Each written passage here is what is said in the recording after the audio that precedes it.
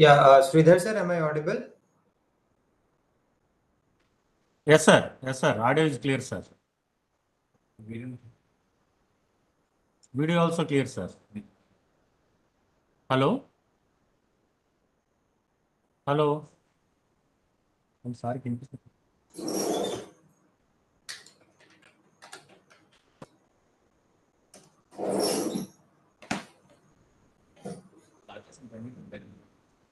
Sir, welcome, sir. Good morning, sir.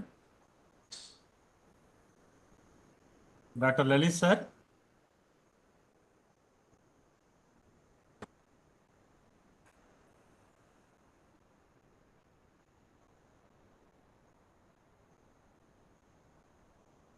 Dr. Lalit, sir, welcome for this today's section. Voice is clear, sir. Hello?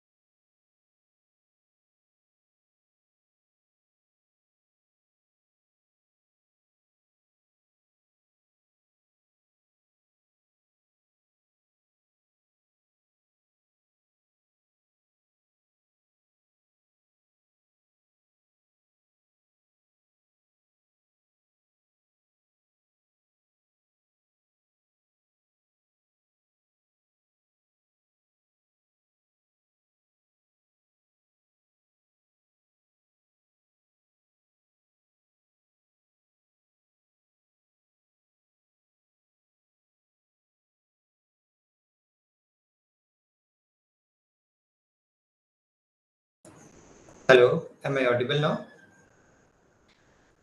Yes, sir. Audible, sir. Okay. I'm sorry for some technical glitch. Now I'm able to hear. We can start now. Yes, sir. Good morning, participants. Welcome to today's session.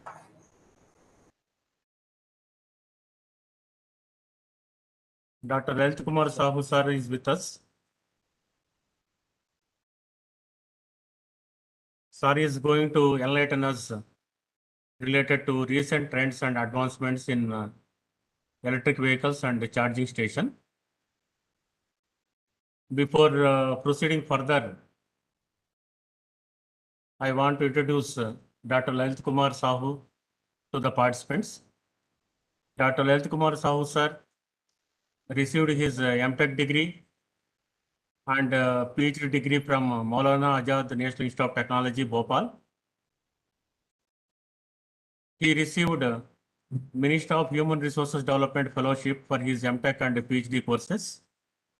Now he is with Department of Electrical Engineering, National Institute of Technology, Raipur.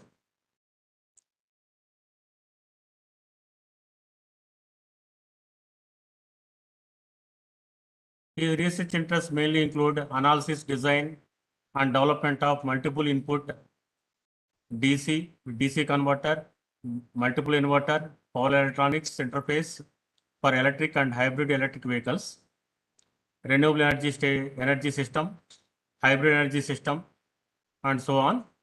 He has published more than 60 research papers in the reputed international journals and conferences. He has been awarded 3 projects from the Science and Engineering Research Board related to Department of Science and Technology, worth more than 1 crore. Apart from his research activities, he is also very active in innovation and entrepreneurship activities, and a member of Institute Innovation Council. He is actively involved in nurturing of budding startups and instrumental in mentoring and judging in various hackathons. He also serves as an active reviewer for IEEE transactions on power electronics, IEEE transactions on vehicular system, IET power electronics, renewable and sustainable energy review, Elsevier, and Journal of Renewable and Sustainable Energy. He also delivered several talks in various short-term training programs, faculty development programs, and workshops in various engineering institutes across India. Thank you very much, Dr. Lalit Kumar Sahu, sir, for accepting our invitation to deliver your talk related to the trends and challenges in development of electric vehicles and hybrid electric vehicles. Welcome, sir. Thank you, sir. Thank you for your introduction. Shall I start now? Yes, sir. Yes, sir. Please, sir. Let me share my screen quickly. Kindly allow me to share my screen, please. Yes, sir. Please, sir. Please share, sir. No, I'm trying to share my screen, but it is coming that I can't share until the host or co-host allows me. Enabling, sir. Enabling. Yeah, please. So, very good morning, everyone. I'm sorry for the last moment technical glitch and sorry for the little reshuffling of the schedule. I supposed to deliver my talk on the 27th because of some unavoidable circumstances. I had to reschedule it to the 29th. And since it has been the early days of this program, so my talk is mostly related to the introductory aspect of the electric vehicle, hybrid electric vehicle, and charging stations. So the most of the presentation is about will be giving you the general idea about this domain. And since I have been informed that the participants are from the different countries and from different expertise level, so I'll be having an elementary things. And if anyone is looking for some in-depth discussion and some detailed explanation on certain aspect of the presentation, please feel free to put forward your question, your suggestions. At the end of the talk, we'll have all those things in detailed manner.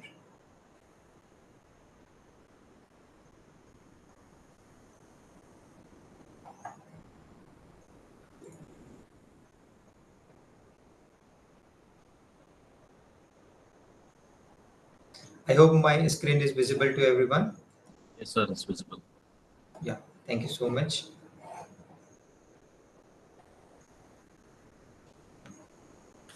Yeah, so I'll be talking about the recent trends and advancement on electric vehicle and charging stations. Electric vehicle portion that we'll discuss in electric vehicle will be little less in comparison to the charging station. We'll have more focus and detailed discussion on the charging station part. Okay. So please feel free to put up your question as and when required. I'll be taking some short pause since it is an online session. So just requesting you all to make it interactive so that we all get benefited from this particular session, right? Yeah.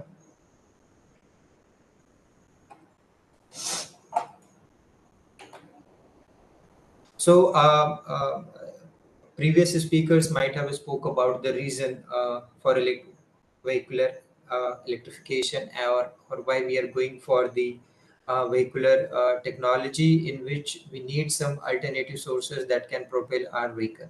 Some of the reason that I could figure it out, just to create a background, I'll be having a small introductory parts, and then we'll enter into some technical steps.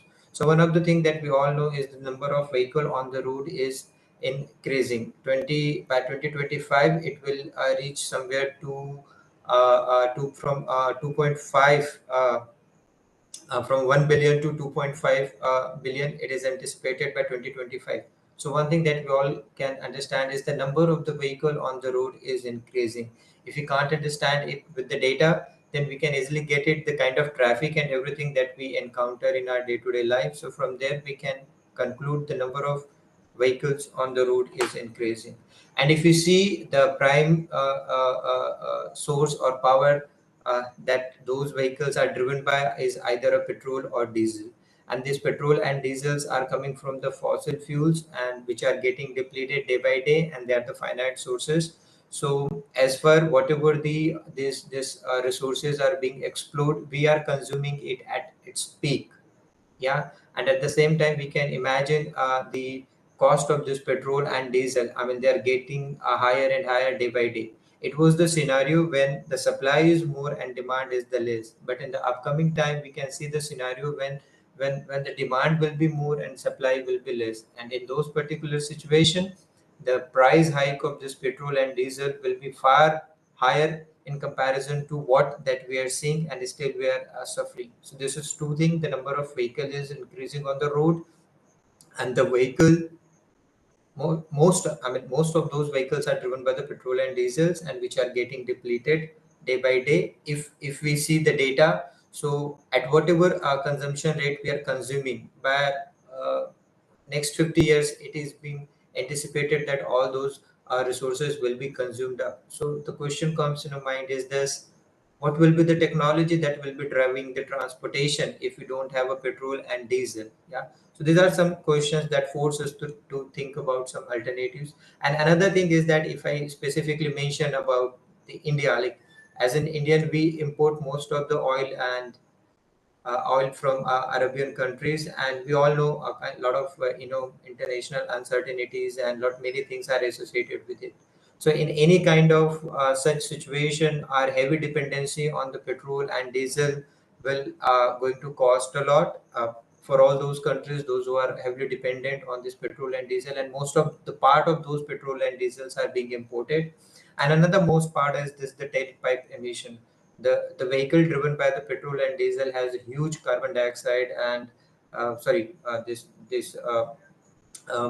toxic pollutant which is harmful for the human as well as environment as well. So these are certain reasons that force us to think about some alternatives to the existing transportation system.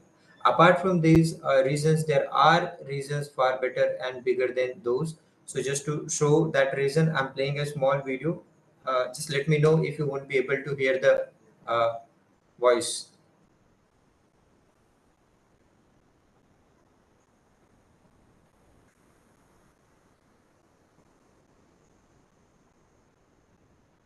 I hope you all are able to hear the sound of this video. So we are not able to hear the audio. So we are unable to hear the audio.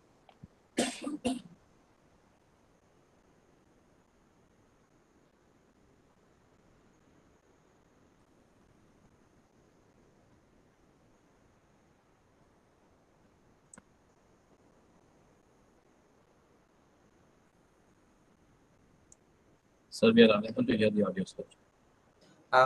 It is not what audible, you're saying? Yeah, yes, sir. Yes, sir. We are video is clear, but the audio is not heard, sir. Okay. So let me give a voice over to this. Yes, sir. So initially we have seen the metric ton of emission in manufacturing of the electric vehicle and IC engine vehicle. So in a manufacturing, you can see we are having a more per metric ton emission on production of the electric vehicle. But if you compare the emission per ton in running condition, then we can clearly see the IC engine vehicle produces approximately 50% higher emissions in comparison to the per uh, yeah. So the CO2 emission per capita, if you see, the IC engine vehicle is having higher in comparison to the just give me a moment. In parallel, I'm having the voice.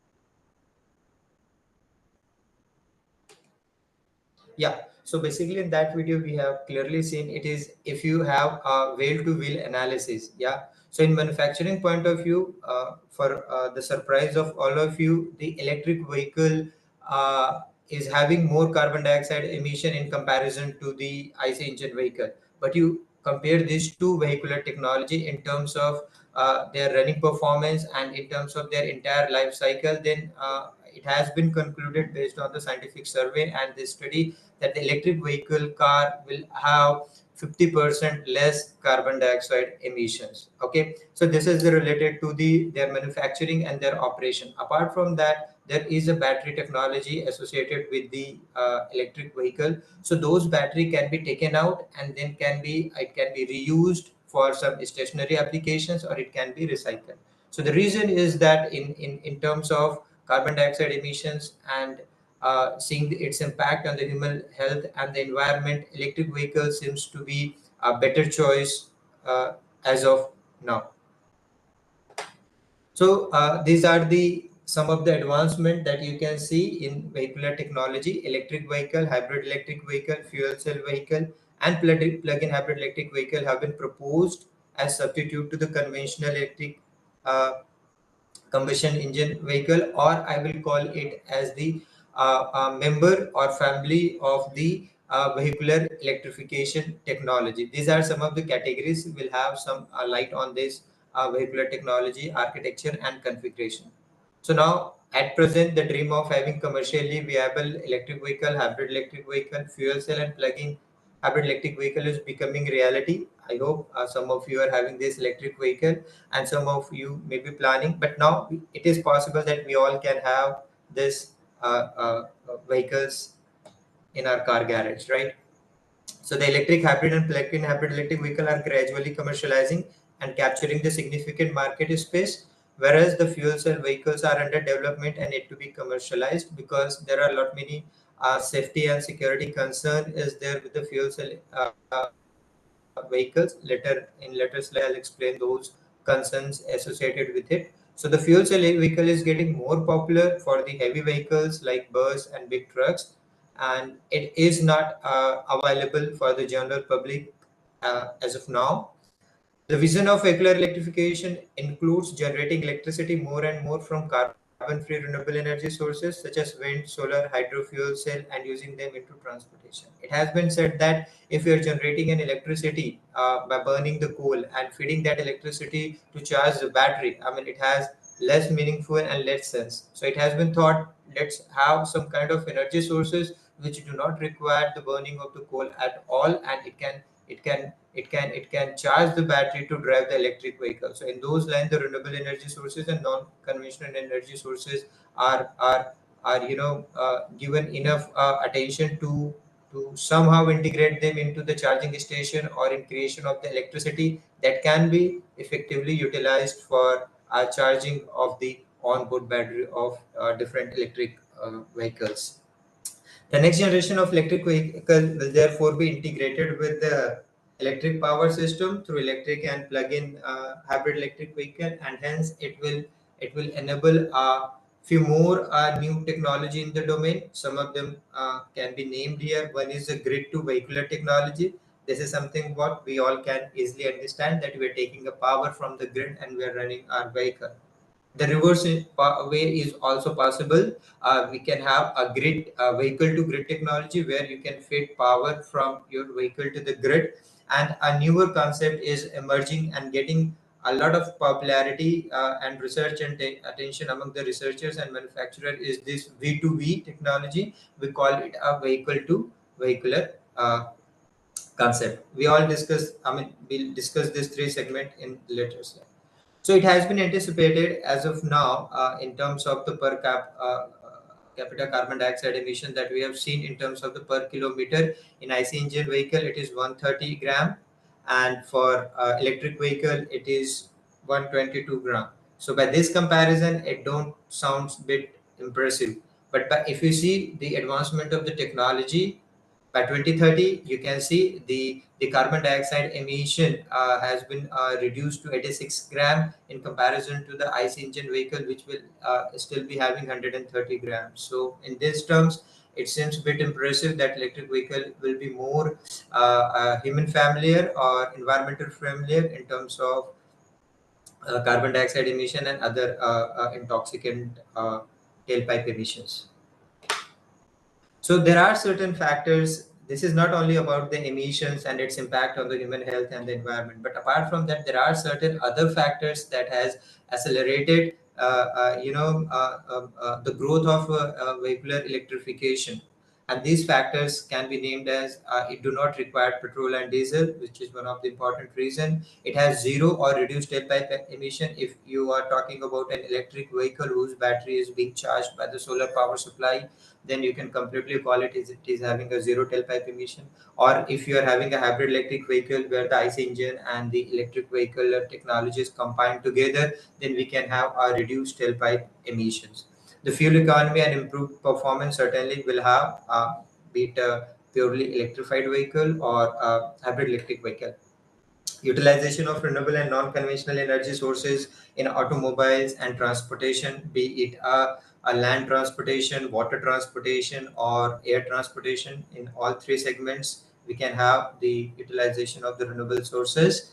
Modernizations of vehicle with increasing load. If you compare your present car with the in general ICE engine car with the car that is being manufactured 10 to 20 years in past, so you can clearly see there is a lot many gadget and sophistications are there on board on the car, and most of those sophistications and luxury are being provided on the car is because of the electrification of the car, though it is an IC engine car, but because of the electrification of those car, the electrical power consumption within the car is increased a lot, right?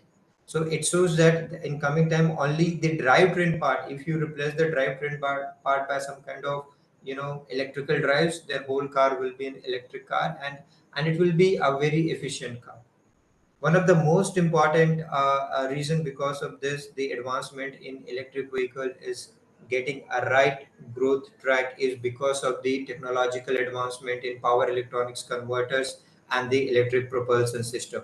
The detailed description on the power electronics converter may be covered in tomorrow's session by Dr. K. Krishna Kumar Gupta. Some of the aspect of these power converters and the electric propulsion system I'll be covering in this particular session.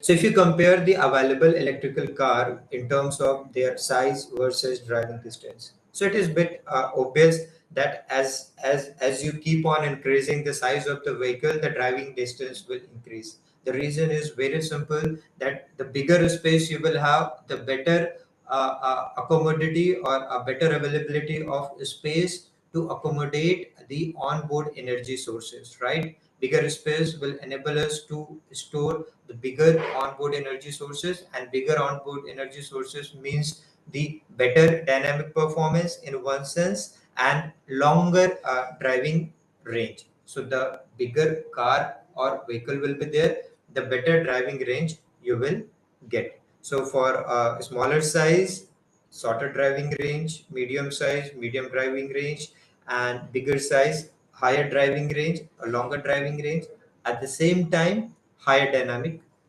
performance.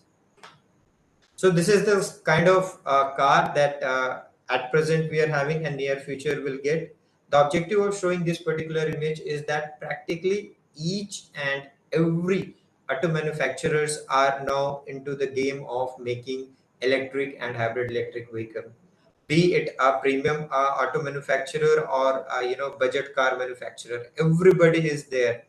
If I name some, Maruti Suzuki, Hyundai, Honda, from there to Audi, BMW, Mercedes, practically every auto manufacturers are now into the game of making electric and hybrid electric vehicles. And these electric and hybrid electric vehicles are not like kind of car that we don't like. These cars are quite beautiful. You all might have seen the Tesla, the different models of the Tesla S3 and all. So these all cars are very beautiful. See, one thing that we all have to appreciate here is this: an electric vehicle or electric car manufacturing, there is a two category. One is altogether we are having an electric platform in which the car is built up. And one thing is that we are having a conventional car frame or chassis, you can call it, in which we are converting that car into the electric car. One of the example is the Tata Nexon, right? The Tata Nexon is not, I mean, in my perspective, I may wrong at certain stage, is not a full-fledged electric car. It is an IC engine car which is driven with that. So they have taken the entire frame and body of the car and they have replaced the IC engine with the motor, battery, and relevant scenario, and converted that car into the electric car. So in that conversion, you won't get a very efficient performance. At the same time, there will be an issue. But the Tata itself is creating a new car. I must call it Avinya. Maybe by uh, this year end or maybe next year we'll be having that car. So that car is purely developed on the electric vehicle platform, chassis and everything in entire part, and everything is designed taking the electrical supply on board, and accordingly everything is designed. So there is a two category. One is the transforming the conventional car into electric car kind of thing, and another thing is developing altogether a complete electric vehicle the way Tesla is developing the car, right? So in these two category we'll have the car, but most of the in coming time all those vehicles will be developed purely considering the onboard energy sources, battery performance, motor performance, and accordingly everything will be designed. So this is something about some introduction of related to the car and background of the car. Now we'll have a quick discussion on some technical aspect of electric car in terms of their architecture and configuration. So if you talk about the conventional IC engine, we all know it contains three major parts: the fuel tank, which is having high power density chemical fuels, petrol or diesel, and those fuels are supplied to IC engine vehicle. Here in the IC engine vehicle, this high power density petrochemicals are burned, and those energy are converted into the mechanical energy. An IC engine delivers that mechanical energy to mechanical transmission to convert that mechanical energy into rotational energy, and those rotational energy are transferred to the wheels of the vehicle to propel the wheels. This is how a conventional conventional IC engine vehicle is driven. There are some major disadvantages with this. Yeah, one of the major disadvantages associated with the efficiency.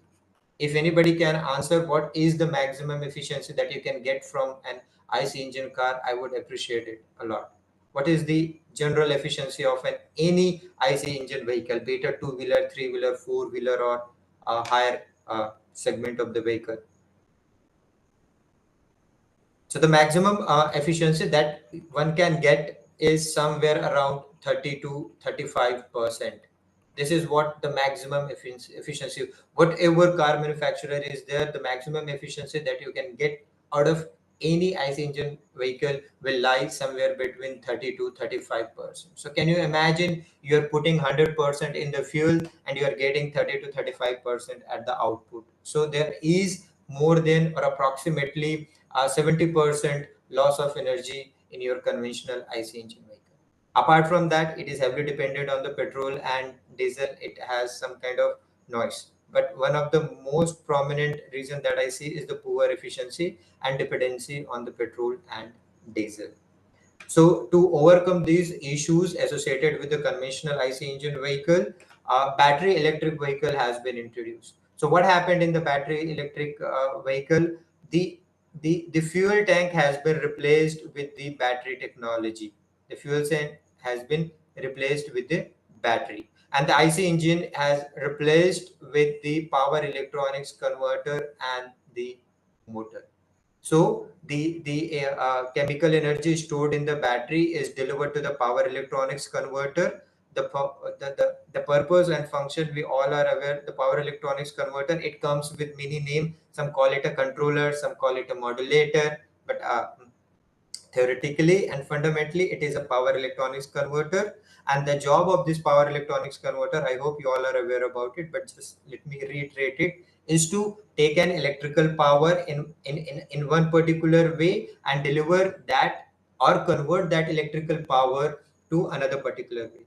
If you like me to define the power electronics converter, then it is a technology that deals with the application of semiconductor devices for efficient conversion and control. It is not only converting the power that is coming from the battery and making it to the type which is acceptable by the motor, but also it is controlling the power. So power electronics converter is a technology that deals with the application of semiconductor devices, or you can call it a semiconductor switches, for efficient conversion and control of electrical power. So it plays a very crucial role in electric vehicle. It takes power from the battery with the different VI characteristics and with a different wave shape, and it delivers that power to electric motor with the different IV characteristics and different waveform. And this motor is coupled with a CVT, you can call it a continuously variable transmission, and through this it delivers the electrical power to the uh, wheels of the vehicle. So this is something what we all are aware about. The interesting part is that whatever disadvantages are associated with the conventional IC engine vehicle are completely resolved. One of the disadvantages is the independency from the petrol and diesel. Yes, we don't need petrol, we don't need diesel. Another one that we have discussed, there are many, but I'm discussing here only few and major one. Another one is the poor efficiency. So can you anticipate what is the tentative efficiency of a battery for conversion of the chemical energy in electrical energy? On an average, 80 to 85% efficiency that you will get. How much efficiency you will get for a power converter? You will get more than 90% efficiency in conversion or controlling of the power that is coming from the battery and going to the motor. If you take about the general efficiency of any electric motor, you will get approximately, I'm taking average, right, 80%. So overall efficiency of an electric vehicle, even I'm coming on the downside, you will at least get 80 to 85% efficiency. This is what the electric vehicle delivers. So it has outperformed in terms of the efficiency. It has outperformed in terms of the petrol and diesel requirement. And another thing is that it has zero tailpipe emission, zero emission, right? So these are the three major disadvantages over the conventional IC engine vehicle that is creating the popularity about the electric vehicle. But does it has only advantages? No, it too comes with a heavy disadvantage, and that is the battery technology. Here, the battery technology is the bottleneck of electric vehicular technology. One thing is that it requires a longer time to get charged. It restricts the dynamic performance. I mean, the kind of dynamic performance that you get from IC engine vehicle, you cannot get with this. I mean, for that, you have to have very powerful and very large battery, the way the Tesla is making, right? But for that kind of battery, you have to pay a very huge amount of cost. So battery is one of the major technology. Dynamic performance is another one. So it has been thought that IC engine vehicle is having some advantages and disadvantages. Battery electrical vehicle is complementary, is complementing the disadvantage of the IC engine vehicle and offering some kind of advantages over them, but it also has some sort of disadvantage. So if you combine these two technology, the IC engine technology and the battery technology together, then you will get a vehicular technology known as hybrid electric vehicle technology. I'll be coming to that slide in a moment. So this is the simplest diagram that you can see for battery electric vehicle, where you will have battery, power converter and motor. But if you see the actual wiring or actual diagram, how exactly it is there in the vehicle, then this kind of thing will be there. You will be having a converter inverter unit along with the motor. It is not necessarily required that the motor will be the separate. It might be possible that this motor are mounted on the wheel, and in that case we call it a hub mounted motor, and you will be having the power converter separately, and that power converter will be delivering the power to all four wheel or two wheel. I mean, it depends whether it is a front drive or wheel drive. That whatever luxury you are getting into the car, everything will be there on board, right? So I was talking about the hybrid electric vehicle. So when you combine the IC engine vehicle and electric vehicle together, the technology that comes out is the hybrid electric vehicle, right? So hybrid electric vehicle has definitely a lot many advantages, but the major disadvantage is that it increases the number of component count. It is like, except the wheels and the body of the car, you are placing two powerhouses inside the car. So when you're placing two powerhouses inside the car, naturally it will increase the cost. One thing. Another thing is that whenever you combine two sources, there has to be a proper coordination among two sources. So to have the proper coordination among the two sources, you must have a, a well-tested and tried supervisory control that should control the power delivery from the sources to the wheel. I mean, it is like, let's say you're having an IC engine and battery. For what time you have to choose that from which power source you take power, whether the IC engine should drive the wheel, whether the battery should drive the wheel, whether you have to combine both the sources to drive the wheel. Okay. So based on the different driving pattern, whether you're having a city driving, whether you're having a hill climbing, or whether you're having a highway cruising, so based upon the mode of your operation, this switching should happen. That how much and what amount of power is required. For certainly, it has been proved that electric vehicle is perfect choice for the city driving, or you can call it for traffic driving, right? So during the city driving, you have to drive your vehicle from the battery. So there has to be a supervisory control that can decide. Another thing that comes is the optimization. Since you're putting two powerhouses inside the car, then it has to be properly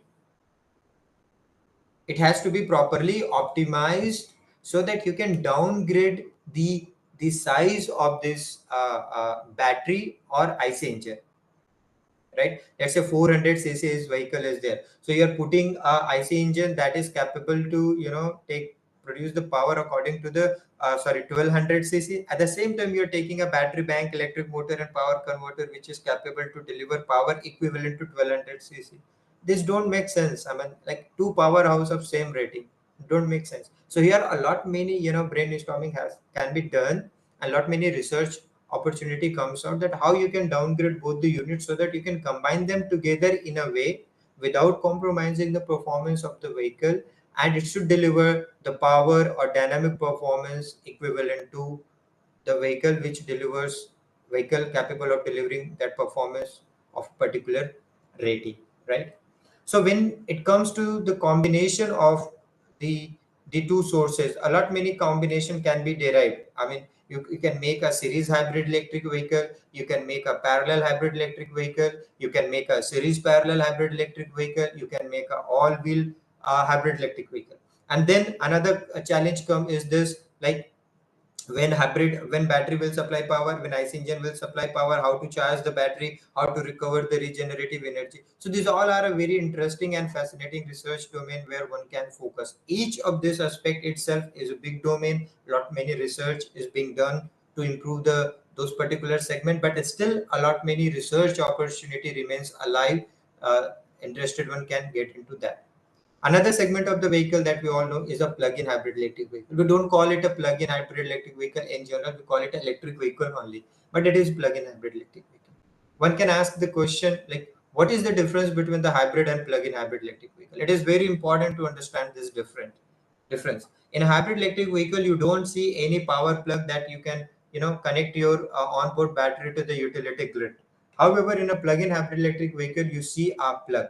So this is the fundamental difference that I wanted you all to know, that in a hybrid electric vehicle, the onboard the onboard battery is charged by the IC engine itself. We don't have any provision to charge the onboard battery from utility grid. Definitely that can be created. That's not a big issue. But initially it has been thought. I mean, after all, if you want to put your vehicle in a charging station, then what sense does it make to have the, you know, hybrid electric vehicle? The concept of the hybrid electric vehicle is itself that we don't have enough charging station. Like in a country like US and few developed country, they are having enough charging stations.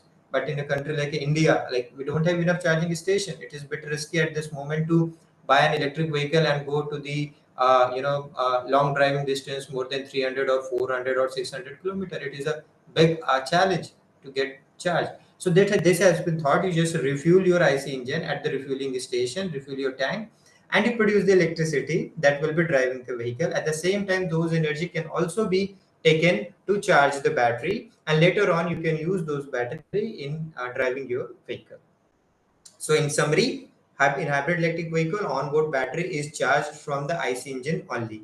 However, in a plug-in hybrid electric vehicle, or if I eliminate this IC engine vehicle, this is the perfect electric vehicle. So if you want to make an hybrid, you can simply integrate this. So in that way, you can downgrade the battery size as well as you can downgrade the IC engine requirement. So in a plug-in hybrid electric vehicle, there is a provision to charge the onboard battery from the utility grid through a onboard or off-board charging.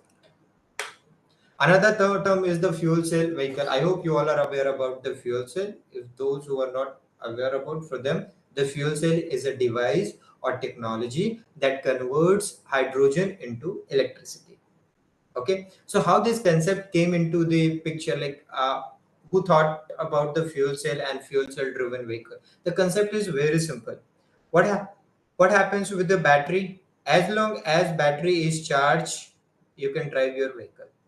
Means as long as electricity is available on board, you can drive your vehicle.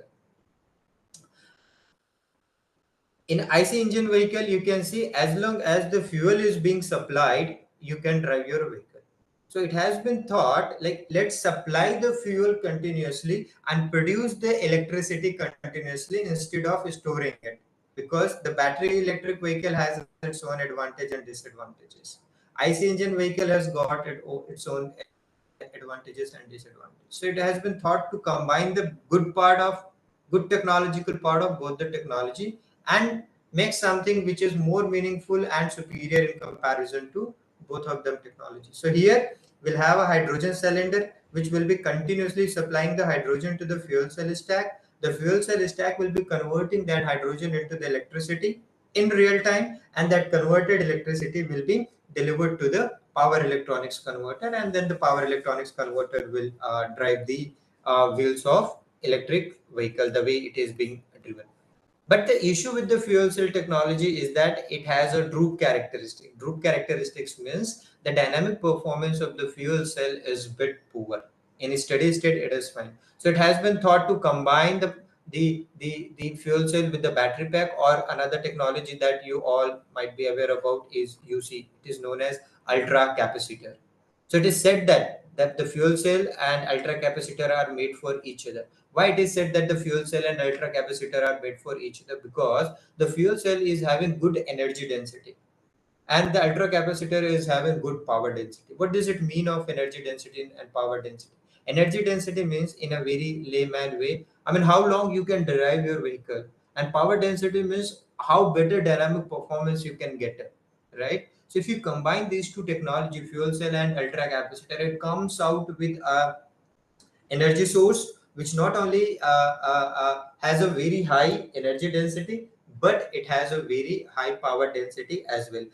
So whatever transient comes out, the ultra capacitor is capable enough to handle them very easily. Since ultra capacitor is free from the electrochemical reactions, it purely relies on the electrostatic principle. So it is bit easy for an ultra capacitor to handle those transient. So the vehicle or the energy source that comes out with such combination is capable enough to compete any segment of the vehicle. So this technology comes under the fuel cell technology. Many concentrated in storage and handling of the hydrogen, and that's why it is not available for the people at large. However, the hydrogen fuel cell buses are there. Recently, Tata has manufactured the fuel cell bus because there we are having enough space and everything to take care of the safety concern associated with the hydrogen, and hence it is bit popular in the big segment or public transportation vehicles. Yeah. So ideally, if you see whether it is an electric vehicle, whether or it is an IC engine vehicle, or it is a hybrid electric vehicle, plug-in hybrid electric vehicle, or fuel cell vehicle, if you see the architecture of all those vehicles, you will have a common thing in all of them. The common thing is this: all the vehicular configuration have energy storage system. All those energy storage systems are connected with the power electronics converter.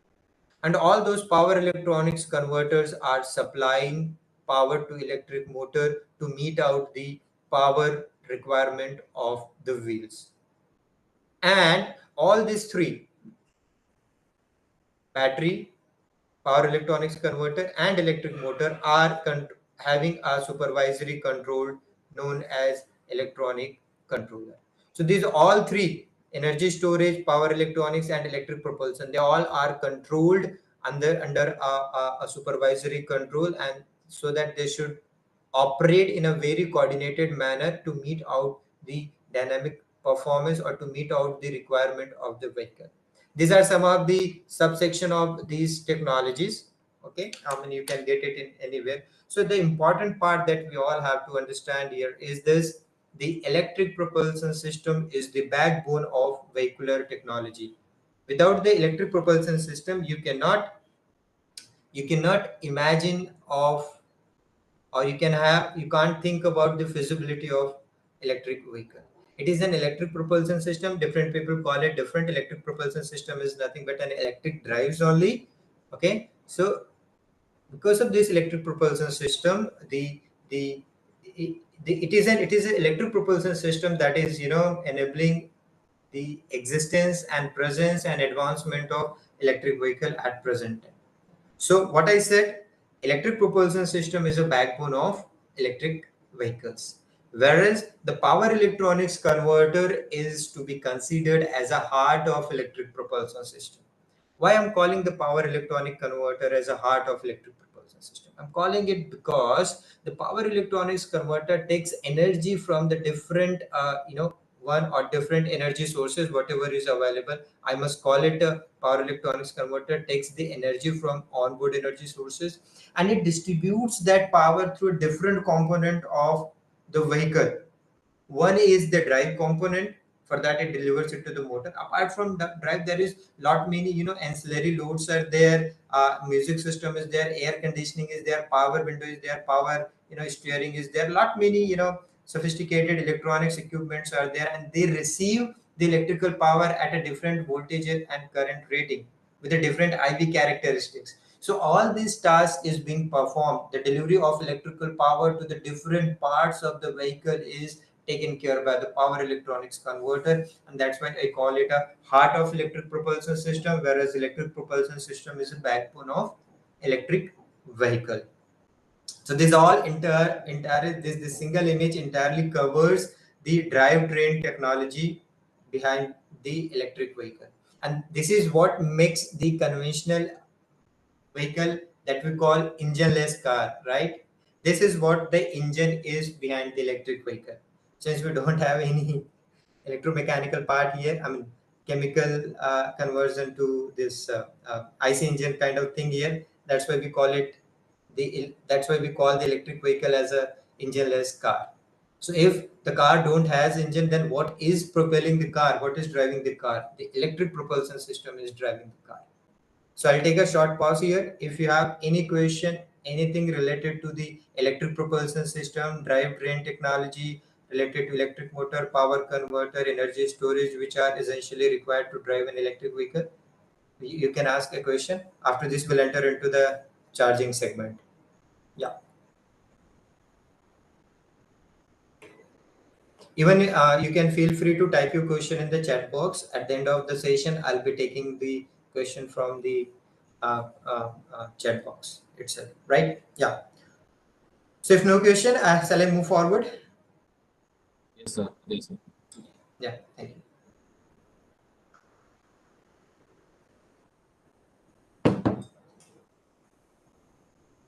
So this is the operation of an electric vehicle, whatever configuration I have shown you. How, if it can be brought into the car, how exactly the car is driven. We all are seeing electric car running in the road. So this video made by Honda depicts how exactly it happens, right? It don't have any sound behind it. So this is in a hybrid mode where your IC engine and electric motors are combined together to cruise the vehicle. Okay, so in hybrid mode, your IC engine combined with the electric motor drives the vehicle. That's what we are discussing, right? So if you want to accelerate your vehicle further, you can tap the power from the battery. So IC engine, power from IC engine, power from battery combined together, and you're having freely highway cruising mode, right? Another part is that you can even recover those energy during deceleration, right? Now you're putting the brake, energy is being recovered and fed back to charge the battery in an hybrid mode, right? Another mode that you can see is the pure IC engine mode. Let's say you're in a highway, you don't need the battery, the vehicle is giving optimum performance, you're alone running your vehicle in IC engine mode only. Definitely, it is an highway mode. This is the regeneration. Battery is not putting, but you're driving your vehicle through engine, and during the brake or deceleration, you're recovering the energy to charge the battery. So these are different modes one can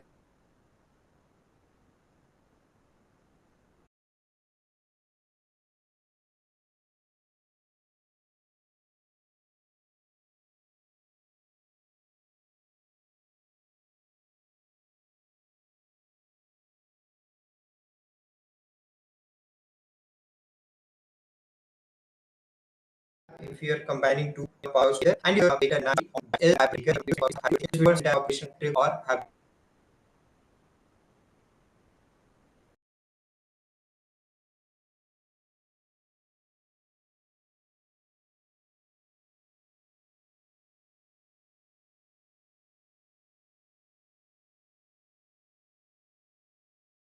the reason that you can have for Sir, the sir, your voice is not audible, sir. It's been interrupted.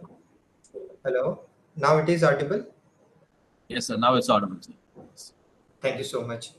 So some of the reason for popularity of the electric vehicles are fast charging that we'll cover in the coming slide, high performance because of the better energy storage on board, increased range, which is another reason because of the better energy storage system on board, lower cost. This is something which is debatable.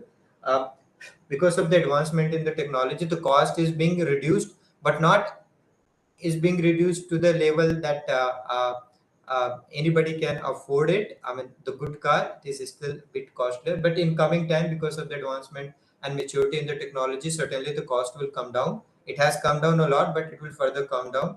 Better life, longer life, and intelligent vehicle with all kind of smart gadget and sensors inside. So if you see about the sales growth of electric vehicle in India, it is pretty increasing. The similar trend is there in worldwide about the sales growth. This is one of the report of Niti Aayog, Government of India. This is the data pertaining to the Indian government only. So Niti Aayog has published this data under its plan, Indian Electric Mobility Transformation. So it has been anticipated by 2030 that all the two-wheeler will that you see in the road will be the electric two-wheeler. All the three-wheeler you will see in the road will be electric two-wheeler. All the four-wheeler that you will see in the road will 100% be the electric vehicle. Here I doubt, I don't see this scenario. For two-wheeler and three-wheeler, I 100% agree with the report published by Niti Aayog. But for four-wheeler, it take time, maybe up to 50, 60 or 70%. I mean, you can say that the four-wheeled electric vehicle will be dominating on the road by 2030 in comparison to the IC engine vehicle. And for heavy vehicles, it will still the IC engine vehicle will be dominating. So this is the anticipations and scenario of the growth or trend of electric vehicle in India by 2030. This is not the growth or trend in the India by 2030. If you see the global scenario and global trend, more or less the global trend or growth rate of electric vehicle will also follow the similar trend in all the developing countries. I mean, developed countries are a bit ahead, but all the developing countries will have a similar kind of thing. As an I mean, government of India is giving lot many infrastructural support, lot many incentives, subsidies to achieve this government of India's vision 2030 to make at least 100% two-wheeler, 100% three-wheeler, and as much as four-wheeler. So lot many benefits and support is being given by government of India, and the scheme under the scheme known as FAME 1 and FAME 2, and they are proper in order in their life. So one of these, I mean, and this is the technology behind which you can see the growth rate of this technology related to the electric market, related to the charging infrastructure, related to the battery market. So it seems that the road is greener for electric vehicle in coming times. So this is fine. I mean, we have seen the electric vehicle technology, we have seen the charging and its growth in India. But there are certain concerns, right? There are certain customer concerns related to the electric vehicle ecosystem. Some of the concerns we have recently heard about the electric vehicles are catching fire. This is something which destroys the sentiment of the customer, about electric vehicle ecosystem. Though it is a very because of minor fault or maybe some reasons, the catching of the fire of electric vehicle. Yeah. So apart from the different reason, one of the major concern of customer for electric vehicle is the lack of electric vehicle charging infrastructure, at least for developing countries, right? If I'm having an electric vehicle, I'm having a two expectation. One is that I should easily get the charging station to charge my electric vehicle, one, and second thing is that to get the charge quickly. But we all know there is a limitation with the battery, so we assume, okay, I can wait for my vehicle to get charged, but at least I should get a place where I can charge my vehicle. Sort of many concern, one of the major concern is the lack of electric vehicle charging infrastructure. If you see the charging station market throughout the world, you can clearly anticipate it is bit nice and growing rapidly. Apart from that, if you talk about the charging stations and availability of the charging stations, there is a two scenario and trend. One is the slow chargers and another one is the fast charger. So now the trend for the fast charging stations is, growing like anything. It's not limited to the fast chargers only.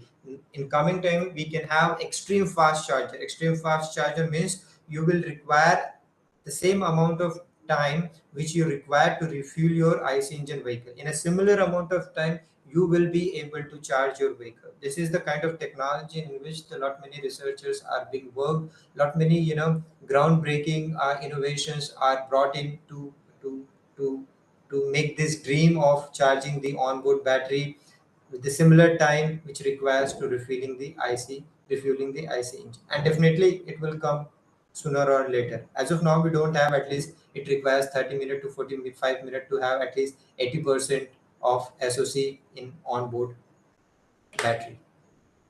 So apart from, if you talk about the charging part, I have differentiated it in terms of the slow charge and fast charging, and then it comes with the AC charging and DC charging. Most of the AC chargers are known as the onboard chargers, and DC chargers are known as the off-board charger, or you can call it a charging station. So if you talk about the EV charging standards in India, more or less, it has similar kind of for a different part of the world.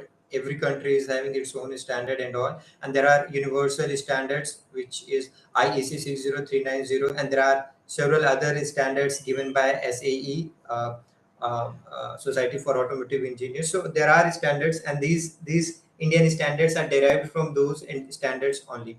So in India, we are having a two category of charging: private charging and public charging. For private charging, as such, we don't have any set guideline. Sole guideline that is that it should follow IEC 60309 industry standards for connectors. If we talk about the public charging, it has two category: low voltage charging below 120 volt, and high voltage charging. Again, the low voltage charging and high voltage charging is segmented as AC and DC. AC charging is known as Bharat BVAC, Bharat Electric Vehicle AC 001, and DC charging is BVAC DC 48 volt, right? And another one is a 72 volt. All this segment of a charger, AC 001 or DC 001, is targeted for two-wheeler, three-wheeler, and light four-wheeler, right? So for them, it is fine. You can charge them at your home, right, with a 15 ampere plug or 5 ampere plug, whatever is available. If you talk about the high voltage charging, again, it is AC, categorized in AC and DC. This is the standard followed for AC, and this is the standard followed for DC. CCS and charging more charger, and these are the power rating: 22 kilowatt, 50 kilowatt, and higher corresponding connectors. And so basically in India, we have this four category: low voltage, high voltage, within the low voltage AC DC, and within the high voltage AC and DC. To get them in further detail, let's see this one, the AC charging and DC charging. We have to understand the limitations of AC charging and DC charging, right? AC charging is an onboard charger. Size will be very less, power handling capacity will be limited. Whereas in a DC charging, it is a complete unit set up outside. It can deliver a huge amount of power that a battery can accommodate. It has a large power rating. It can offer a fast charging, and it is capable of integrating with the renewable energy sources. Another interesting part that we have to see the power range of onboard charger and off-board charger. If it is an onboard charger, the maximum power of an onboard charger can be is a 10 kilowatt, and for an off-board charger, it can go up to 400 kilowatt to 500 kilowatt. There is no limitation as of now, right? On off-board charger means a charging station, a separate unit to charge the onboard battery of the vehicles. So if you see the AC charging and DC charging, it is bit simple. In a case of AC charging, you have a grid. It goes to EVSE, that is electric vehicle service equipment. It depends. If it is an AC charging, it is simple, a small panel. And from this electric vehicle service equipment, it will go to the OBC. OBC is nothing but a onboard charger. This OBC is nothing but a onboard charger, and the output of this onboard charger goes to the battery management system, and battery management charges the battery pack of the vehicle.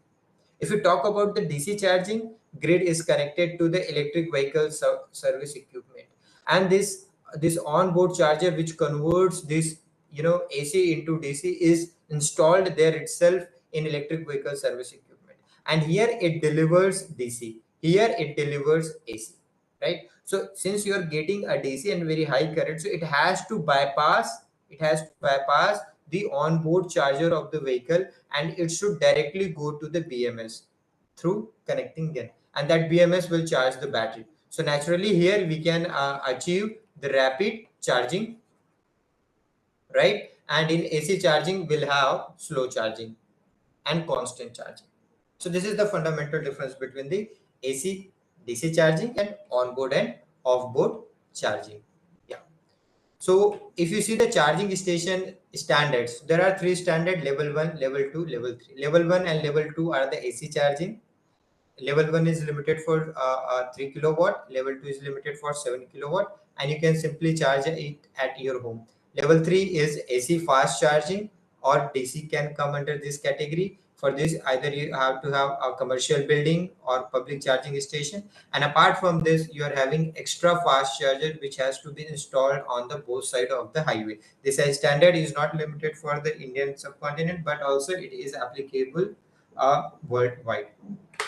And this is some technical specification. I'll not discuss further. Yeah.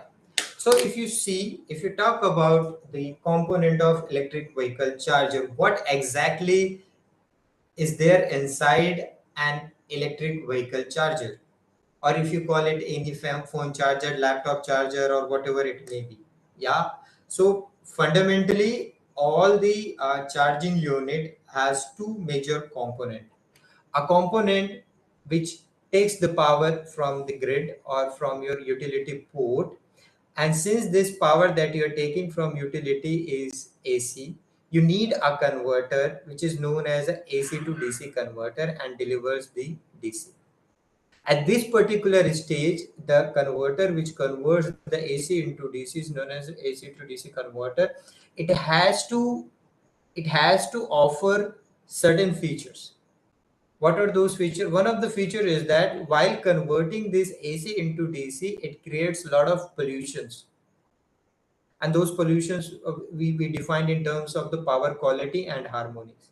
So one of the things that this AC to DC converter should take care of is that it should maintain UPF, which is nothing but unity power factor at the source side.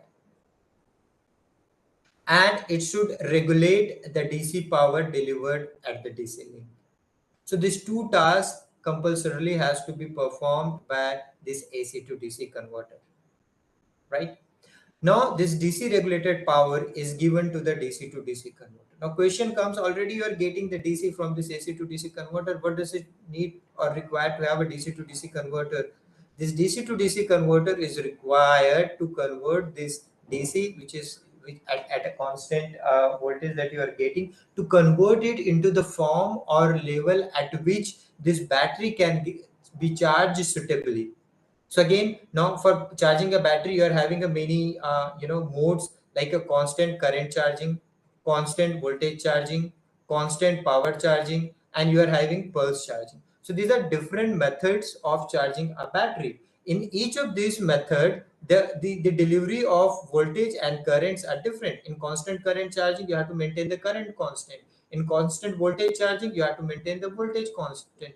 In constant power charging, you have to maintain the net power supplied to the battery constant. And in pulse charging, it is something in which you have to deliver a burst amount of power to charge the battery, right? So this different method has to be incorporated through DC to DC converter, and at the same time it also provides the isolation between the battery and rest of the part. In bigger vehicle, isolation is mandatory, but for a small vehicle it can be a non-isolated one as well. So it regulates the delivery of the DC power to the battery so that battery could get charged efficiently, smoothly, and without having the adverse impact on it.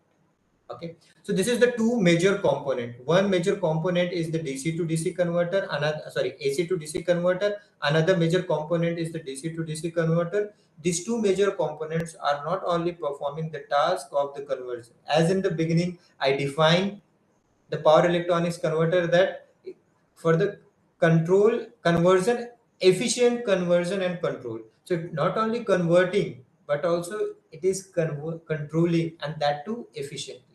So for this control, it is very important to get the different state of the voltage and current. So the source voltage and current are sensed by the voltage sensor. Source current are sensed by the current sensor. DC link voltage is sensed by the voltage sensor, and output voltage and current which is delivered to the battery are sensed. They all are given to the digital controller, whether it could be a digital signal processor or microcontroller or any kind of digital processor. They takes all these input from the sensor, from the input side, from the output side, and from the intermediate stage, and based on those values of the voltage and current, it configures the switching signal which is delivered to the converters, and these converters control those output voltage and current as per the state of the input voltage current and output voltage current. So this is the complete explanation of a converter or combined together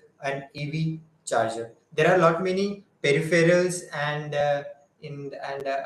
supporting circuitries are required that we'll see in the later slide. Okay. So this is a general idea, right? So when you talk about a charger, it could be a single phase charger, it could be a three-phase charger. And as I said here, I just focused on the topology, power converter topology. But apart from that, there are peripheral devices that help these topologies work efficiently and properly, right? So if you see, this power PFC is nothing but a AC to DC converter, and this is the DC to DC converter, right? So you're taking power here. Here you can see the driver circuit is there to drive this, and the driver circuit is there to drive this. At the same time, isolated amplifier and sensors are there, right? So here we have separate controller for AC to DC converter and for DC to DC converter. It is possible, here we are showing it separately, but it is possible that we can combine both the controller together. Controller, in a sense, here an algorithm, and the algorithm which is being written on particular board, which is microcontroller or something kind of thing. Yeah. So this is a complete, what should I say, block diagram of a charger board that we have in any onboard or off-board EV chargers. If you see about the three-phase, so there are two configuration in the three-phase charger. The first configuration is that there are three single-phase EV charging unit, and they are combined together to deliver the three-phase. Yeah, description and everything will remain same as a single phase. Another configuration is that instead of having a single phase AC to DC converter, we can have a three-phase AC to DC converter. Each of these configuration have its own advantage and disadvantage. Either of the topology can be used. There is no as such in a specification that whether you go for a single phase or three phase. It should go purely on the basis of availability of the supply. If you're going for a residential charging where you're having a single phase supply, you should go for a single phase charger. But if you're having a three phase connection, you should go for a three phase connection. As you all know, the three phase system is bit relatively more stable in comparison to the single phase system, and rest of the configuration will remain same.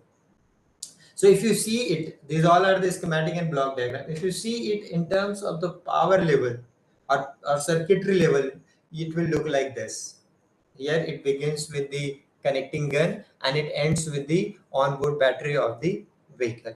The first stage is the AC to DC converter. Here you will get a DC to DC converter with the high frequency transformer as isolation, a lot many peripheral circuitry, right? So I'll not talk about the peripheral circuitry as it goes into the more technical depth. I'll be talking about some of the most popular and widely used AC to DC converter and DC to DC converter, and how to choose among those, like whatever charging station that you see nearby and whatever onboard charger you see, they will be utilizing this topology one or other, and what are the emerging and recent trends in power converters, and what could be the possible power converter topology that can take place. I hope Dr. Krishna Kumar Gupta will cover into one session. Yeah. So again, I'll be coming to that two-stage AC to DC converter and DC to DC converter. So in a three-phase two-level AC to DC converter, or it is mostly said as front-end PFC. PFC means front-end power factor correction. The sole purpose of this converter is that to somehow maintain the input power factor at unity. You may compromise in regulation of this DC link voltage at certain level, but somehow or other it can be achieved. But the essential part that is that it must maintain UPF, that is unity power factor, because the utility your power supply company won't allow that you disturb, and if you are disturbing the unity power factor, certainly it will add to your electricity unit consumption. So this is the simple three phase two-level AC to DC converter, three-phase bridge converter that we all have seen. Another topology that we see is the three-phase Vienna power factor correction circuit. This is a multi-level configuration. Another one is the three-phase neutral point clamped three-level PFC. A multi-level rectifier is being used to maintain the unity power factor and DC voltage. Another is this three-phase active neutral point clamp and three-phase T-type neutral point clamp three-level PFC configuration. So these are 4 to 5 AC to DC converter, popularly known as the PFC rectifier, are popularly being used in development of different charging stations. So now a question comes in our minds. All these topologies are being used for rectification and maintenance of unity power factor. How to choose that which particular topology I should pick for my particular research or my development of or kind of development that I'm doing for designing an electric vehicle charger. So when it comes to the selection of an AC to DC converter topology, it is very important to have the set criteria, and those set criteria or characteristics should be these, one or many. It should be judged in terms of output THD. It should be judged in terms of the voltage and current stress across the switches and passive element, power density, bidirectional flow, conduction loss, switching loss, or efficiency combined together, cost of the system, control, input inductor size, which is one of the more crucial component, and the thermal management. So it might be possible that you need all of them in your system, or it might be possible that you might focus on efficiency. I want very efficient charger, or you might be that I want a small charger with a very high power density, or your focus could be I want a low cost charger, or you can have all, or you, because of certain reason, you have to restrict yourself with some of these characteristics being more focused and rest of them can be ignored. So based on that, each of these converter is compared here, and accordingly based on this table, it will help to choose that which particular AC to DC converter can be taken for a particular application of charging station or development of EV charger, be it on-board or off-board. So this table helps you to choose that which particular topology you want. A similar configuration you can see for a DC to DC converter. There are lot many DC to DC converter topology, but one of the best and mostly trusted by the industry is the DAP converter. Yeah, and another term of the DAP converter is a conventional phase shifted full bridge converter. You can see here a full bridge CHB is here, high frequency transformer is there, and a diode rectifier. This is one configuration. Another configuration is the dual active bridge converter. Both the side you are having CHB1 and CHB2. Lot many experiments are being done in terms of its control. Yeah, it is having a single phase shift control, dual phase shift control, triple phase shift control. There are hybrid phase shift control. Lot many work is being done to control this dual active bridge, so that a proper regulation of output voltage and current can be achieved to have a very efficient and fast charging of the battery. If you talk about other configuration of this, then it is a bidirectional LLC configuration, bidirectional LLC configuration.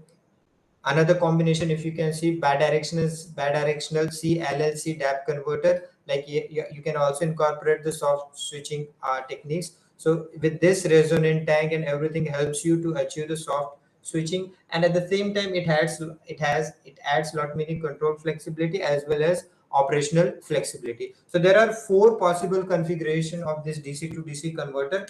I'm not saying that these are the only 4 DC to DC converter topologies which are being used for EV chargers. No, these are some of the topology widely adopted by the industry in manufacturing or design of their onboard or off-board battery chargers. Again, all those 4 DC to DC converters are compared in terms of some well-defined, well-established characteristics, and based on this table, or this table will help you to choose a particular DC to DC converter topology for designing of a EV battery charger. Another segment, sorry for this blur image, I couldn't get enough time to draw it. I'll give the reference of the paper. You can have this paper. It is very nice. So there are 3 categories of the charger that you can develop. One is dedicated charger. This is dedicated on-board charger. The power capacity will range from 2 kilowatt to 10 kilowatt at maximum. Then there are integrated charger. What does this integrated charger means? Integrated charger means like the power converter that you are utilizing for driving your vehicle. A part of it can be used while charging the vehicle. It has, as of now, whatever technology that we have, in which either you will be driving your vehicle or you will be charging your vehicle. So when you're driving your vehicle, the charging unit that you are having on board remains unutilized. And when you are charging your vehicle at that particular time, the power converter that you are employed for driving your vehicle remain unutilized. So can't it be made in a way that when we charge the vehicle, a part of a converter that is being used for driving the vehicle be used for charging the battery?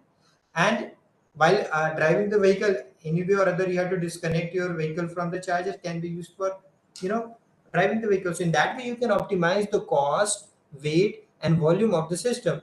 So that technology and the area that deals with this is known as integrated charger. And this is the off-board charger, some of the most popular topologies which are being researched and commercialized by the different startups and industries in their development. So that's all about the charging station development. As I mentioned in my first slide, there is 2 more concept, is V2G and G2V. V2G is vehicle to grid, in which since the onboard battery are a very high energy density battery, it can store, it has a capability to store a very huge amount of power. So if you're not using the battery for driving your vehicle, that battery can be connected to the utility grid through the charging unit, and the concept that makes it happen is known as V2 grid, that is vehicle to grid, and the reversible process is known as grid to vehicle, that we all have seen in the previous slide. Another interesting concept is this, the vehicle to vehicle, the future towards accelerating together. It is like one of the vehicle is having a pretty good state of charge, whereas another vehicle is having poor state of charge, and both are situated in a place that they don't get any facility to charge the battery. So simply by having a connector, you can connect both the vehicle together, and you can transfer the amount of charge from fully charged vehicle to the discharged vehicle. And this is a very hot and highly researched topic at present time, how the 2 vehicles can be connected together and they can share the power uh, with each other. Another trends that we can see is the portable power bank. I mean, the way you have a kind of power bank that we have for charging our mobile tablet, in a similar manner, you can have a portable huge battery bank with the required circuitry. You can simply connect that power bank with your vehicle, and this power bank will be capable enough to charge your vehicle very quickly. Definitely very quickly, it doesn't mean that 10 minutes, 20 minutes, it may take 30 minutes to an hour to charge your battery. Another trend that recently you might have seen some picture or news, that a generating unit is there, a generator is being connected to the electric vehicle. But from my perspective, that don't make much sense at this moment. But this portable power supply charging is a very interesting way to charge the battery in case of unavailability of charging stations. Some of the trends are the wireless EV charging, mobile charging that I have shown, ultra fast charging. It is still being under development and testing because it requires a huge technology development to handle that huge amount of power that you are tapping from the grid and handling through your charging station and delivering to the vehicle, which battery is compressed to a particular way. So in terms of the safety and security, technically it is possible, but technological development is underway, but definitely we'll have it. And newer battery technology apart from the lithium ion or lithium phosphate, if something new technology can be brought in that can altogether resolve the issues associated with the battery technology. In alternative to this, the technology which is being researched is the nuclear fuel based battery technology, in which you do not practically you do not need to charge your battery, just you need to install a small nuclear plant in your vehicle. But again, it is having a lot many safety and security issues. So as of now, the lithium ion and associated technology is the sole powerhouse for driving the electric vehicle. But certainly, the scientists and researchers are working to explore or to get something other than the conventional or the existing.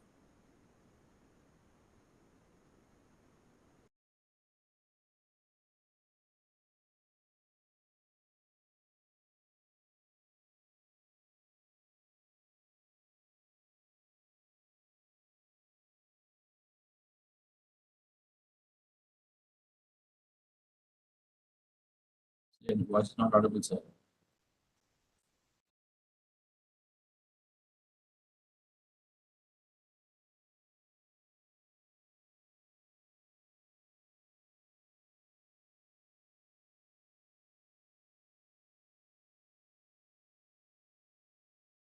So your voice is not audible, sir.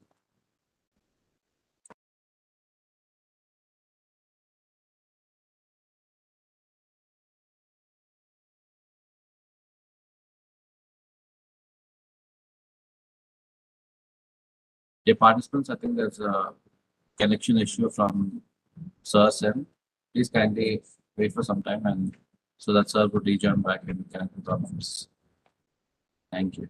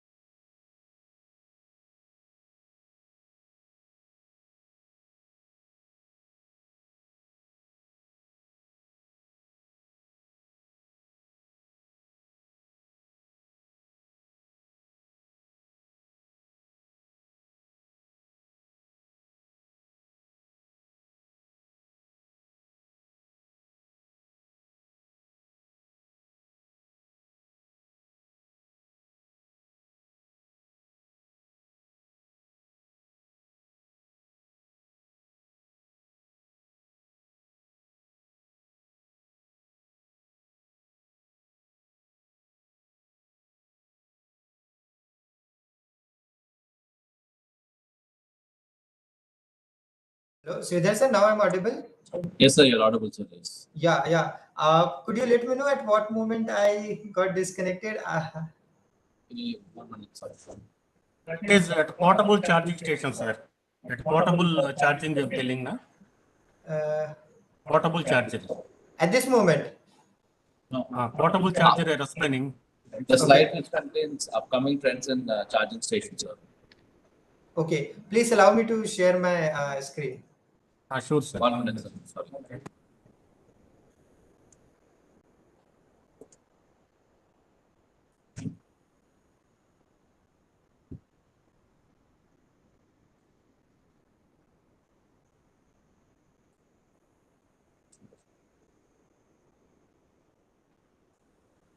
Yeah, I was continuing in my presentation anyway. So this was the train. From here onwards, you can start. Yeah, Yes, sir. Yes, sir. From this slide, you can start, sir. yeah. From this So slide this, onwards. yeah, thank you. So this is the another trend of having a portable charging stations. Like you can have, I mean, it is similar to the having a power bank for charging your mobile or laptop, tablet kind of thing. In a similar way, you can have a portable charger. All the peripheral circuitries and everything are, integrated with this. You just need to connect a charging gun from your vehicle and another side to this, and your vehicle will get charged. I mean, it won't charge it quickly. Certainly, it will take a time for 30 minutes or an hour or whatever setting is being implemented here. But this will really go nicely because for the country where we don't have sufficient charging station at this moment, over development of time, it may go downgrade. But for this particular moment, this is a very nice idea. Some of the another upcoming trends in charging station that you may see is the wireless EV charging. Just by passing by a road or by parking your vehicle will get charged. So again, a huge technological deployment is required. Though for in a research community, this technology is well taken. A very good solution is being proposed for wireless charging of the vehicle, but we may face certain challenges in its deployment because charging a mobile phone wirelessly is a bit easy because the associated power is less, but charging an electric vehicle wirelessly is little difficult. I'm not saying it is not possible, it is possible, but deployment is difficult as it has to go through huge, wave and everything. Another one is a mobile charging. It is similar to the portable charger. Ultra fast charging, this is something what in near future will have, but again, the issue with the ultra fast charging is the technology. A huge power has to be pumped from the grid. It has to be processed by the charging unit, and it has to deliver to the battery that is put in together in the battery. And any mishandling it during the process may lead to the heavy firing and everything. So in ultra fast charging, the only challenge that I see is the cooling technology. How your charging station will remain cooled, how the connecting gun and the cable through which you are supplying this huge amount of power to the battery, and how while receiving this huge amount of power, how the battery will remain calm down. As we all know, the life of the battery is inversely proportional to the increase in the temperature.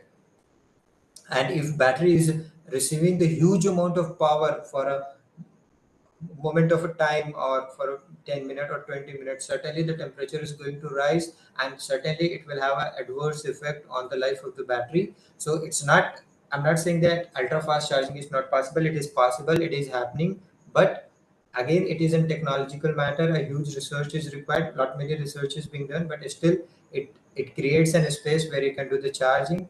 And new battery technology, this is something what I'm expecting in the near future. Apart from the lithium ion, lithium phosphate, or a like battery technology which are existing, and by which the current electric vehicle is propelled, I'm expecting that altogether a new battery technology will take place, which will be completely different from the existing battery technology. One of the technology which are being mostly talked about is the nuclear battery, in which you practically don't need to charge your vehicle. But again, since it is a nuclear battery, by name itself, you can anticipate the amount of risk in maintaining the safety and the security of the person on vehicle. So again, it is a matter of research, but certainly it is my anticipation. Some breakthrough or groundbreaking research will take place here in the battery technology. All the researchers around the globe is working to to come out with some alternative to this technology. And this is how the renewable energy system will be connected. Here it comes to the picture about the smart grid or distributed generation system. It has been anticipated that when a number of vehicles will be connected together to charge, I mean, it will create a huge impact on the distribution system, and it might possible that it may lead to the collapse of the distribution system. So to supplement or to complement the existing distribution system, it is very important to add some more energy sources. So solar power plant can be connected to the existing distributed grid, or a stationary storage unit can be take place. So whenever the huge penetration of electric vehicle take place and they all together demand an electrical power to the charge the battery, the PV and the storage will come together, will combine together, just to complement the existing grid, and they all will help to charge the battery. And certainly the role of a smart grid or distributed system will become prominent here, that how the flow of different power can be taken care of, and how the load side management or demand side management can be taken care of. So certainly the smart grid is going to boom in coming time, especially in light of penetration of electric vehicle on the utility grid. Yeah, this is another interesting part of the future power distribution unit. As you can see, the thermal power plant, the solar power plant, and the wind power plant. All the power is taken from all three power plant combined by the transmission company, and it is distributed for the residential application, commercial applications, and industrial application. So in all three different category, you can have a three different category of charging. For residential application, your vehicle will charge slowly. It will take 6 to 8 hours.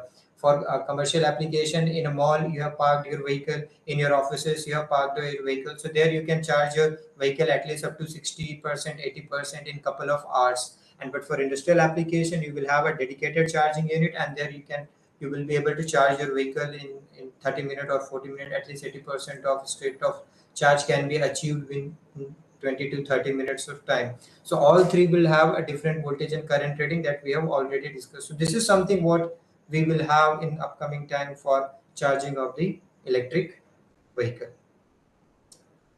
So there is a survey based on the electric vehicle, that what people are most excited about the EV.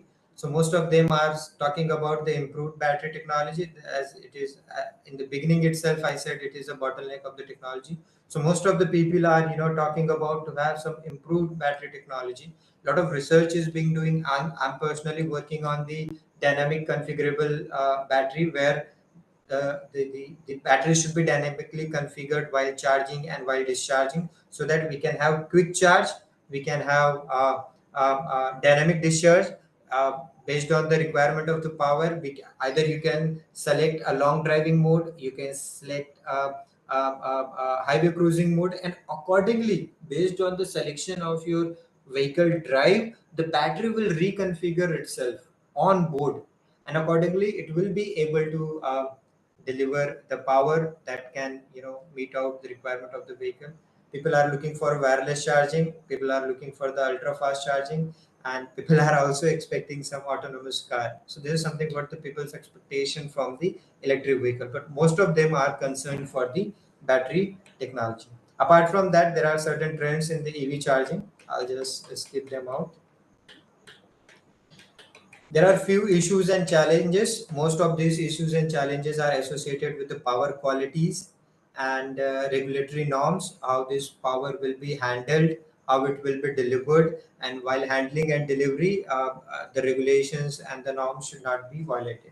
So these are certain issues and challenges associated with it. So that's all from my side. Thank you so much for bearing with me in last uh, 90 to 100 minutes. Thank you so much for giving me this opportunity to interact with all of you.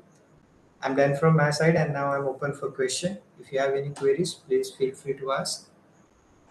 Thank you very much, sir. Thank you very much, Dr. Lalit Kumar, sir, for sparing your valuable time and enlightening us related to the trends and challenges of electric vehicles, particularly advancements in vehicular technology, architecture of electric vehicles, electric propulsion systems, operation of EVs and HEVs, and components related to EV charger, and upcoming trends.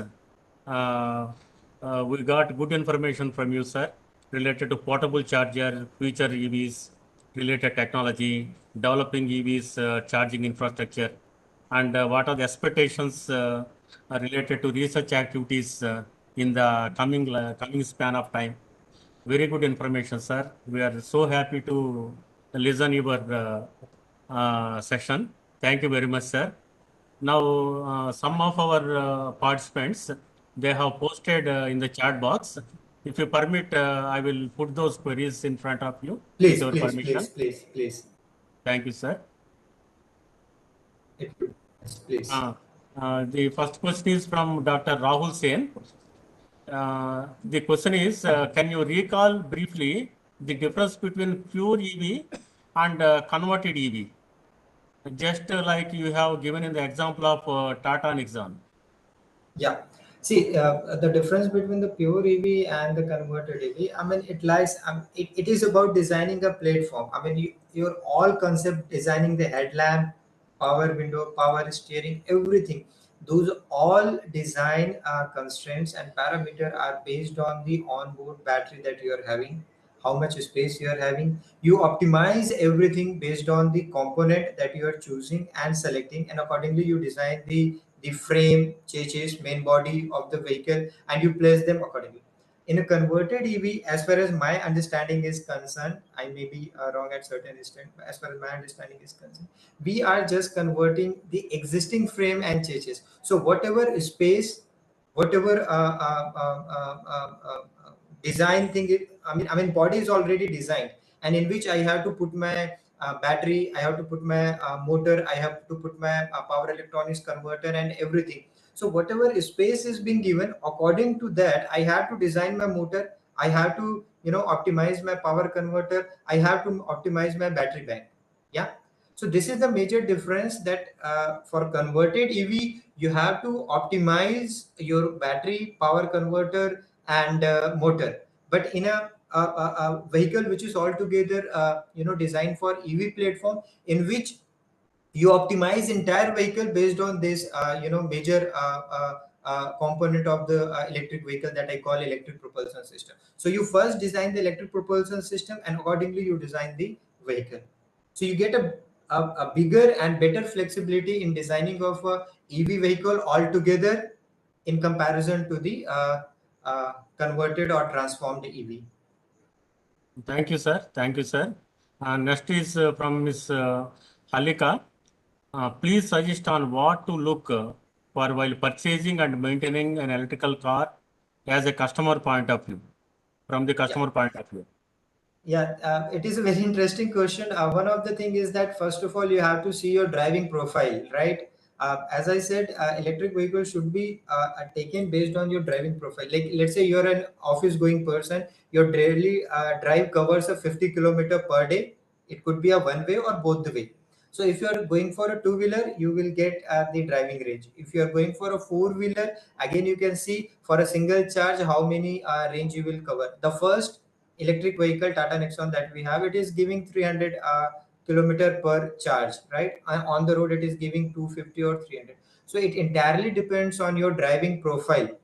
If you're an office going person, then you have to go for electric vehicle that gives the limited driving range, because the cost of the vehicle is entirely depends upon the battery and the electric propulsion system unit inbuilt in it. So based on your driving profile, you have to choose the car. This is one. The second thing is that like how maintenance and everything. In electric vehicle, a very few thing is there that you can maintain. I mean, for maintenance, whatever mechanical part is there that require the regular maintenance, the way you are maintaining your vehicle. For the battery, for motor, and the power electronics converter, there are few instructions, like if you are not using your electric vehicle for 15 days or more than that, at a certain charge level you have to maintain in your battery. So for the maintenance, the sole thing comes with the battery only. The general guideline is there for maintaining the battery that you have to follow. That's all. Thank you, sir. Next query is from Mr. Rituraj Chandrakar. What companies are planning while designing the battery to maintain the vehicles at hilly areas, EVs at hilly areas? Yes. See, hilly areas, when you're talking about the vehicles for hilly areas, the first thing that has to be the power density. The vehicle should be, the battery should be able to deliver that amount of power. I mean, in hilly area, it will be like battery will demand the power. Power electronics converter is nothing but a combination of the switches. It is ready to deliver the power.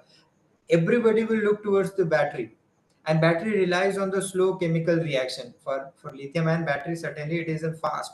So you have to calculate how much gradient is there, how much thrust or torque you require to meet out that gradient, and to deliver that amount of torque, how much power you need on board. So it is entirely going on the power side only. Onboard power, how much for lithium ion battery, it will be able to deliver that amount of power. But in that case, you have to upgrade the battery technology, and you cannot design a specific car for a hilly area. Then you have to do the segment. As of now, most of the EV manufacturer that they are focusing is to bring the regular car. They're not getting more into the sport car, though they are giving the feature. Like if I talk about the Tata Nexon, since I'm having that car with me, so I know they give a sport feature. So the moment you will turn the sport mode, uh, it creates a very, I mean, it arranges the battery in a manner that it should deliver the huge power. I mean, you can feel the amount of thrust and all. So in that way, what the company can do is that they can design the modes of operation, like a traffic cruising or eco mode or a sport mode. So if you're putting it in a sport mode, it realigns the component in a manner that it should deliver a huge power. At the same time, it should be able to handle those delivery of the power. So by defining the mode, they can design the battery. After all, it comes to the battery only. Yeah. Thank you. I hope I could answer your question.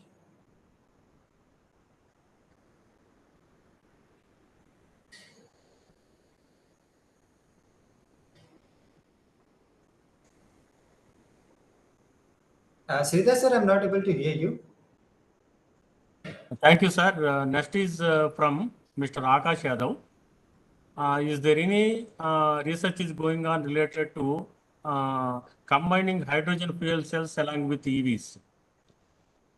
Yeah, recently Tata has launched in Pune their fuel cell bus.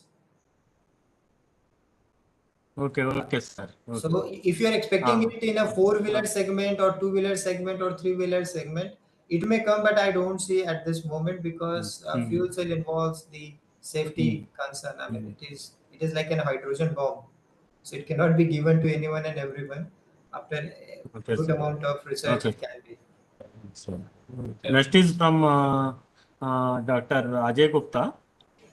What about swappable battery where it is useful to use Yes, in the EVs? very nice question. Very nice question. We are also working in the same direction here in our lab.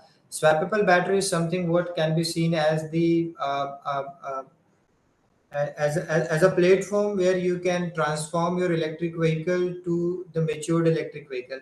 Swappable battery should be the technology which every manufacturer should look into. The future is good. We are also working about this swappable battery technology. The only thing is that interoperability operation, like each auto manufacturer are having their own designed casing, setting, and many things, right? So if I explain it in terms of the two-wheeler, right, a small battery size is there. You can have a simple drag unit, put it, remove it. So in that way, the design of the casing and interoperable, ubiquitous thing has to be there in this casing. It has to be designed, and it has to be universally acceptable for all vehicle.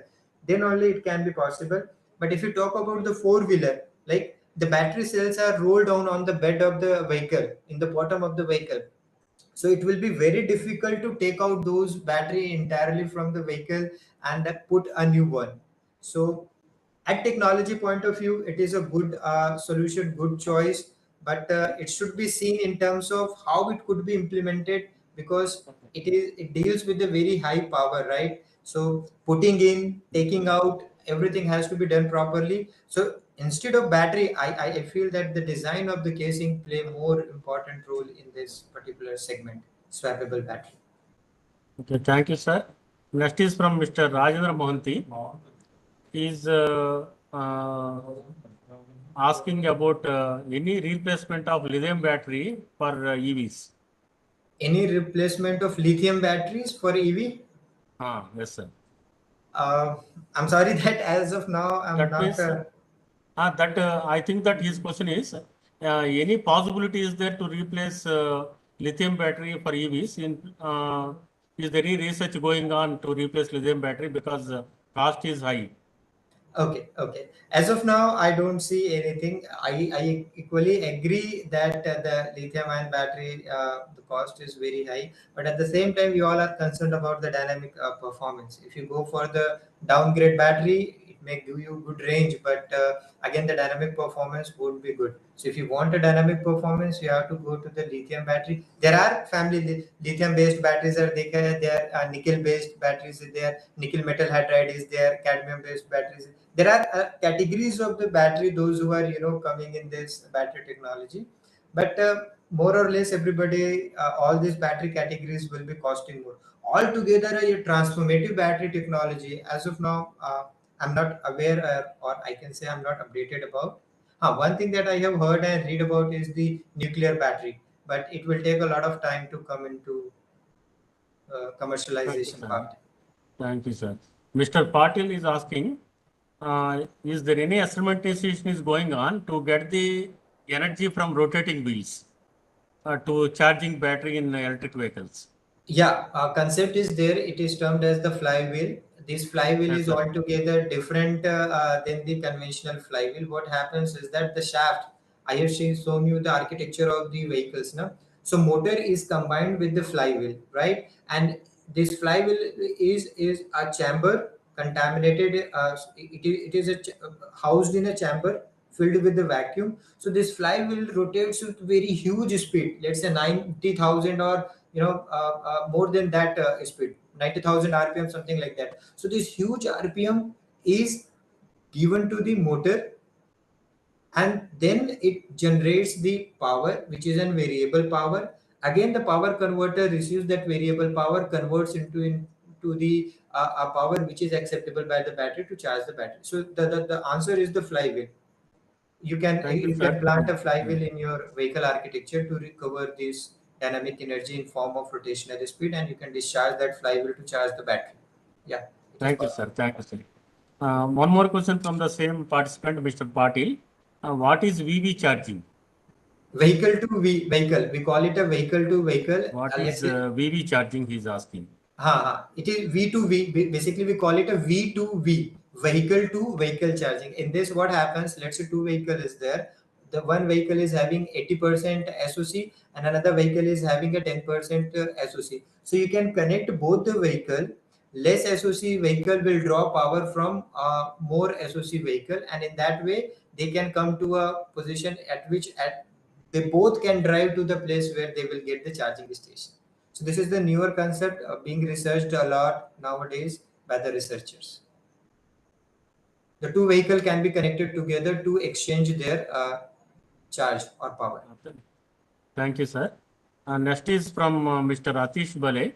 What types of research is going on to increase the life of battery? See, major focus to increase the life of battery is in the BMS, battery management system. And through BMS, what they are focusing is that the one thing, each of the cell, like we simply see battery as a bank, but at the researcher end, they see battery at a cell level. So if somehow you are able to maintain the uniform charging of all the cell and uniform discharging of all the cell, if this happens, certainly the life of the battery will get extended. But in any case, if one or two cell gets faulty or a series of the cell gets faulty, what will happen? It will draw more power or more current to get charged. When it will draw more power and more current, what will happen? The temperature will increase, and increase in temperature will reduce the battery. So the researchers are focusing more into the designing newer concept of the battery management system so that the uniform charging and discharging can be achieved, and it will lead to the better life of the battery. Yeah. Thank you very much, sir. The last query is from Ms. Indu Priya. Madam is asking, what type of converter designs are preferable to control the battery parameters? What type of converter designs are preferable to control the battery parameters? See, basically, when it comes to the power electronics converter is combined with two major things. You cannot expect it without each other. One is the topology, another one is a control. Topology, you can assume it as a car, and control you can see as a driver.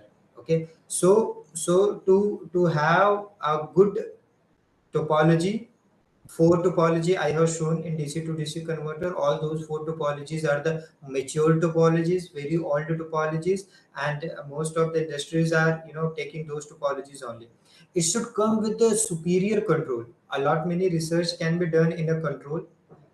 Very narrow scope is there to have a newer topology which is accepted by industry. I'm not saying there are not newer topology. There are not many new topologies are being introduced and proposed in the literature, but the industries are a bit reluctant to take them.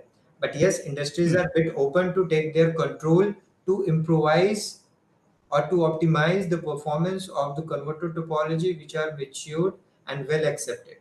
So it has to go through the control first and then the topology. I'm not saying that you cannot come out with the newer topology. Certainly you can come out with a newer topology, but then you have to prove that the topology, the power converter topology that you have to come out is competent enough to deliver better performance in comparison to the existing mature topologies. Thank you very much, Dr. Lalit Kumar Sahu, sir, for sparing your valuable time and giving information related to advancements in vehicle design and upcoming trends, particularly in design and challenges related to EVs. Thank you very much, sir, for sparing your valuable time and give good explanation to the queries of the participants. Hope in future also we'll have future and fruitful interactions with you, sir. Thank you very much for sparing your valuable time and accepting our invitation and your suggestions and guidance in designing our program and your guidance related to the schedule related to the program also, sir. We are so happy to have a conversation with you, to hear your lecture also, sir. Thank you very much. In future you, also, sir. we are expecting same interactions with you, fruitful interactions. Thank you It very much. is. It is my pleasure. It is my Sir, pleasure. thank you very much, sir. Thank you so much. Thank you, everyone. Sir.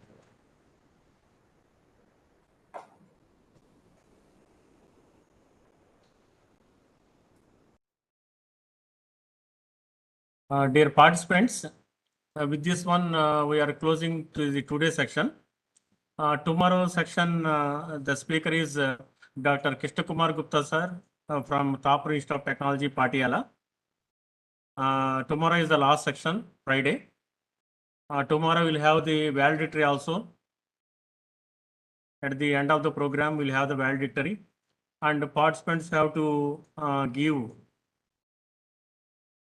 a quiz also. We'll have the multiple choice questions, 20 questions. You need a 60% score. And hope participants will join the section by 10 a.m. tomorrow. All the PowerPoint presentations and videos will be shared to all the participants.